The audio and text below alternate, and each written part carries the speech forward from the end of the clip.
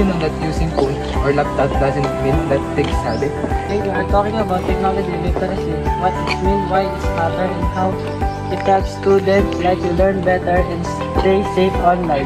What is technology literacy? Technology literacy means being able to use digital tools and the internet effectively and responsibly.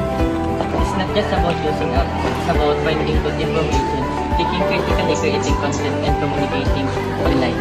The advantages of using technology are access to tons of learning resources, boost creativity, communication, and critical thinking to tech-based jobs.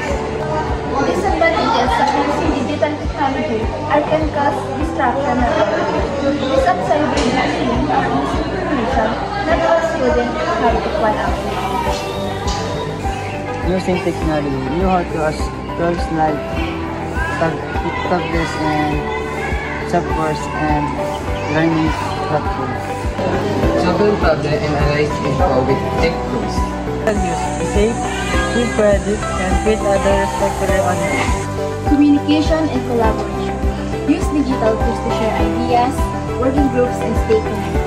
Technology literacy helps you become a smarter, safer learner. So are you ready to level up your digital skills?